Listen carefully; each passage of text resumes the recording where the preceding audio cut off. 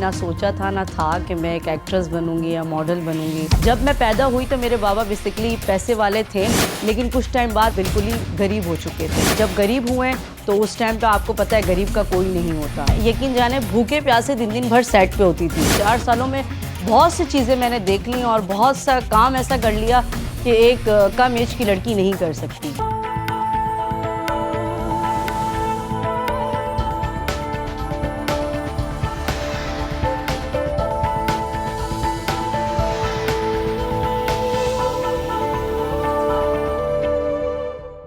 मशहूर मकूला है कि कुछ पाने के लिए कुछ खोना पड़ता है। अगर कामयाब होना है तो मेहनत तो लाजमी करनी पड़ेगी, और मेहनत से पहले खुद पर एतमाद होना भी लाजिम है, वरना कामयाबी मिलना मुश्किल हो जाता है। आज गामजन में हम आपको एक ऐसी लड़की की कहानी सुना रहे हैं जिसके ख्वाब तो बड़े थे, लेकिन इन ख्वाबों को पूरा करने के लिए वसाइल बिल्कुल नहीं थे। उसे खुद पर बेपनाह एतमाद था और इस एतमाद की बदौलत उसने कामयाबी हासिल की। लेकिन इस सफर के दौरान उसे किन मसाइल का सामना करना पड़ा और उसने इन मसाइल पर कैसे काबू पाया, आज गामजन में जानेंगे मशहूर मॉडल, अदाकारा और होस्ट निशा खान के बारे में। अस्सलाम वालेकुम ji, this is Nisha Khan and I am actress and model और माय बेस इज़ कराची और मैं शुरू से कराची पाकिस्तान में रही हूँ और राइट नाउ मैं ड्रामास कर रही हूँ and different projects, modelling, acting और बोथ होस्टिंग कर रही हूँ। मुझे बेसिकली मेरी कहानी ये है कि शौक़ कभी भी ना सोचा था ना था कि मैं एक एक्ट्रेस बनूँगी या मॉडल बनूँगी या मीडिया इंडस्ट्री में आऊँगी। बेसिकली मैं एक नॉर्मल सी मिडिल क्लास लड़की थी और मेरे बाबा जो थे बेसिकली वो एयरपोर्ट पे थे, तो शौक़ तो एयर होस्टेस बनने का था और बचपन से यही सोचा था कि मैं बड़े होकर एयर होस्टेस बनूंगी। लेकिन वो ड्रीम इस तरह चेंज हुआ, बेसिकली कुछ फाइनेंशियली हालात मेरे घर के ख़राब हुए और बाबा की नौकरी भी मेरे ख़त्म हो गई और ख़त्म क्या हो गई, रिटायर हो गई। तो इस वजह से फिर शौक़ भी चेंज हो गया और जब शौक़ चेंज हुआ तो इस तरह चेंज हुआ। ये भी कहानी मैं आपको बताऊंगी कि किस तरह शौक़ चेंज हुआ और मैं कैसे आई इस फील्ड के अंदर। निशा खान का ताल्लुक एक लोअर मिडिल क्लास फैमिली से था। वो 3 भाइयों की इकलौती बहन थी। निशा के अंदर एतमाद की कोई कमी न थी। वो जिंदगी में कुछ कर दिखाना चाहती थी, लेकिन वो ये नहीं जानती थी कि उसे अपनी मंजिल तक कैसे पहुंचना है।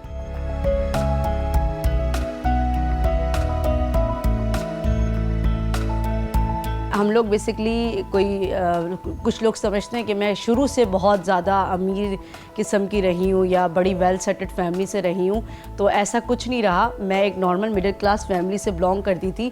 जब मैं पैदा हुई तो मेरे बाबा बेसिकली पैसे वाले थे, लेकिन कुछ टाइम बाद ऐसे हालात हो गए तो हम बिल्कुल ही गरीब हो चुके थे। जब गरीब हुए तो उस टाइम पे आपको पता है गरीब का कोई नहीं होता। तो मेरे ख़ानदान वालों ने वो हम लोगों के साथ ज़्यादती की कि मैं बता नहीं सकती। मेरे ददियाल वाले भी, मेरे ननियाल वाले भी। मैं अपने ददियाल में भी छोटी हूँ, ननियाल में भी बहुत छोटी हूँ। तो उस टाइम पे बेसिकली ऐसे मेरे माशाल्लाह से 3 भाई हैं और अम्मी हैं और अब्बू हैं और मेरी एक नानी ज़िंदा थी, अभी नहीं है, उनको अल्लाह पाक जन्नत में जगह दे। तो उन्होंने साथ दिया शुरू से लेके 2005 से लेके 2016 या 13 तक की बात मैं आपको बता रही हूँ। उसका पहला ख्वाब एयर होस्टेस बनने का था। अपने वालिद की रिटायरमेंट के बाद उसे लगा कि उसे कुछ बड़ा करना चाहिए ताकि वो पूरे घर का खर्चा उठा सके। वो अपने माँ बाप को जिंदगी की सारी खुशियाँ देना चाहती थी।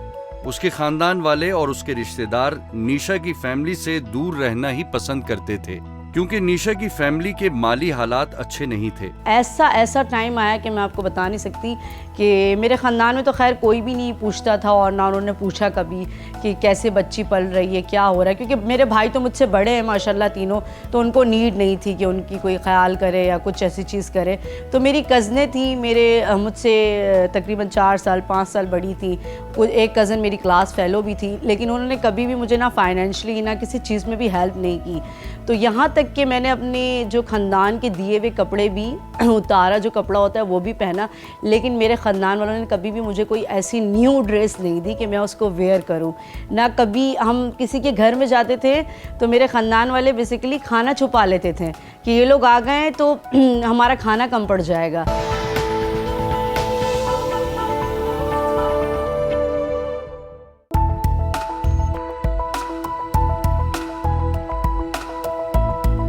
निशा जिंदगी में कुछ बड़ा करके दिखाना चाहती थी, लेकिन उसे रास्ता मालूम नहीं था। और फिर एक दिन उसे वो रास्ता मिल ही गया। किसी जानने वाले के तवस्सुत से निशा को एक ड्रामे में मामूली किरदार अदा करने की ऑफर मिली। निशा को अदाकारी बिल्कुल नहीं आती थी, लेकिन उसे खुद पर एतमाद बहुत ज्यादा था। निशा ने इस ऑफर को गनीमत जाना और हामी भर ली। निशा ने बड़ी कामयाबी से ड्रामे का वो किरदार निभाया। फिर गोया उसके लिए कामयाबियों के दर खुलते चले गए। एक सनम जंग का शो आता था तो उन्होंने कहा कि इस शो में आप जाएं और एंजॉय करना। तो मैं अपनी कुछ फ्रेंड्स थी उनको लेकर गई शो पे और ऑडियंस पे जाने लगी।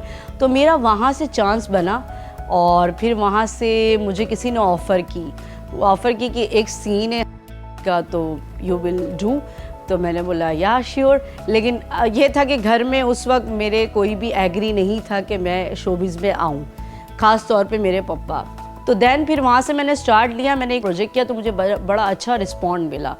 तो फिर मैंने वहाँ से कंटिन्यू किया काम और फिर वहाँ से मेरी जर्नी शुरू हुई। अदाकारी करना आसान काम नहीं और ना ही ये हर किसी के बस की बात है, लेकिन निशा की खुद एतमादी का सबूत ये है कि उसे अदाकारी करने का पहला मौका मिला और उसने पहली दफा में ही शानदार अदाकारी करके अपनी सलाहियतों का लोहा मनवाया।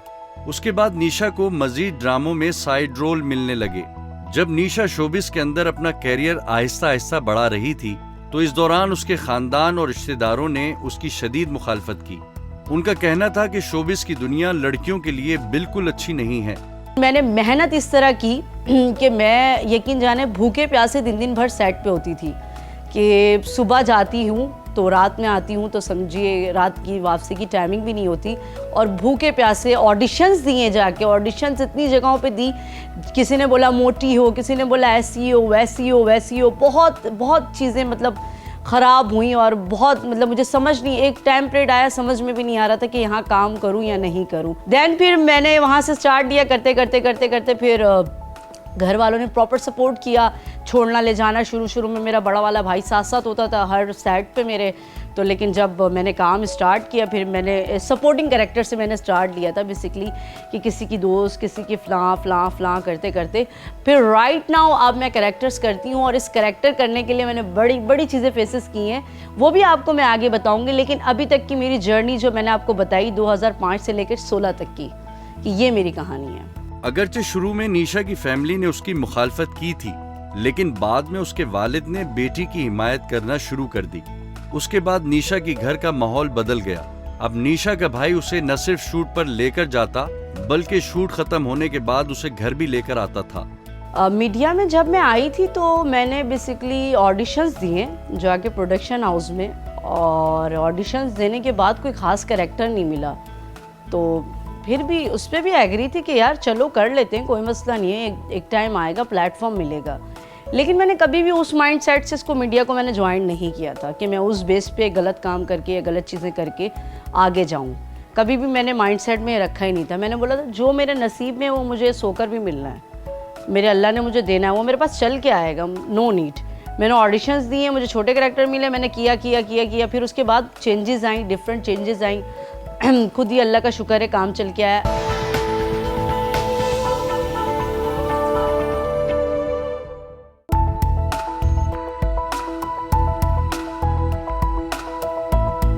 निशा ने कभी किसी की मुखालफत की परवाह नहीं की। मुख्तलिफ ड्रामों में काम करने के बाद उसके माली हालात भी बेहतर होने लगे थे। उसके अंदर इत्मीनान की कमी नहीं थी, इसलिए उसे इंडस्ट्री में काम भी मिला और इज्जत भी मिली। शोबिस के हवाले से निशा की ये राय है कि कोई भी जगह अच्छी या बुरी नहीं होती, बल्कि ये आप पर मुनासिर है कि आप किस रास्ते पर चलना पसंद करते हैं। मुझे 4 साल हुए सिर्फ काम करते हुए, लेकिन 4 सालों में बहुत सी चीज़ें मैंने देख ली और बहुत सा काम ऐसा कर लिया कि एक कम एज की लड़की नहीं कर सकती। तो जब भाइयों को चीज़ें दिखाई, अब्बा को दिखाई कि भाई ये काम कर रही हूँ, प्रॉपर मेरे इंटरव्यूज़ जब देखे मेरे पापा ने, तो फिर मेरे पापा एग्री हुए कि नहीं तुम जाओ और करो। अब मैं होस्टिंग भी करने लगी हूँ, एक्टिंग तो कर ही रही थी और मॉडलिंग भी कर रही थी। तो मुझे एक जगह से ऑफ़र मिली होस्टिंग की। बेसिकली मैंने एक न्यूज़ पे भी किया था न्यूज़ के बाद मुझे ये डिजिटल पे ऑफ़र मिली तो मैंने वहाँ से स्टार्ट लिया। मैंने 2 साल पहले स्टार्ट लिया था होस्टिंग करने का माइंडसेट बना तो स्टार्ट किया होस्टिंग की। फिर उसके बाद बीच में मैंने होस्टिंग को साइड कर दिया था। मैंने बोला नहीं, एक चीज़ पे एक ही टाइम पे फोकस होना चाहिए। तो फिर मुझे काफ़ी चैनल्स ने ऑफ़र्स की कि आप हमारे पास आ जाएं, आप हमारे पास आ जाएं, लेकिन इतना टाइम नहीं होता था कि दोनों जगह टाइम दे सकूं, या एक्टिंग में या होस्टिंग में। तो जब मैं एक्टिंग कर रही होती हूँ तो मैं उस टाइम पे कोई दूसरा काम नहीं करती, लेकिन अब दोबारा से मैं होस्टिंग कर रही हूँ उसी चैनल पे। निशा के हालात ने उसकी शख्सियत को कमजोर करने के बजाय उसको मजीद मजबूत किया है। उसकी कामयाबियों की वजह से लोग उससे हसद करते हैं, लेकिन वो लोगों की फिक्र करने के बजाय अपने घर वालों की फिक्र करती है।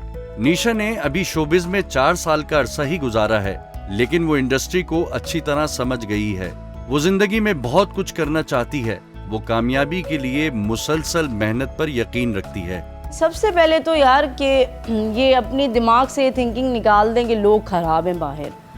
अगर आप बाहर काम करने निकल रही हैं, आप मिडिल क्लास हैं, लो क्लास फैमिली से भी ताल्लुक़ है, तो डिपेंडिंग ऑन यू कि आपका माइंडसेट कैसा है। कोई भी औरत अगर बाहर निकलती है तो उसको अच्छे बुरे लोग तो मिलते ही हैं। मर्द तो वैसे भी मर्द के बीच में काम करेगी और ये और वो, ऐसा कोई कॉन्सेप्ट नहीं है। अब औरतों को बहुत अच्छा प्लेटफॉर्म मिल रहा है, औरतें बहुत आगे जा रही हैं। अब औरतें और मर्द में कोई डिफरेंस नहीं रही है कि औरत और मर्द। जैसे हम आउट ऑफ कंट्री में जाएं तो वहाँ औरत और मर्द को एक जैसा समझा जाता है, तो हमारे यहाँ भी अब यही समझा जाता है। लेकिन हमारे यहाँ अभी भी वो चीज़ें हैं कि लोग नहीं समझते चीज़ को, बोलते हैं यार औरत अगर बाहर काम करने निकली है तो वो ख़राबी है।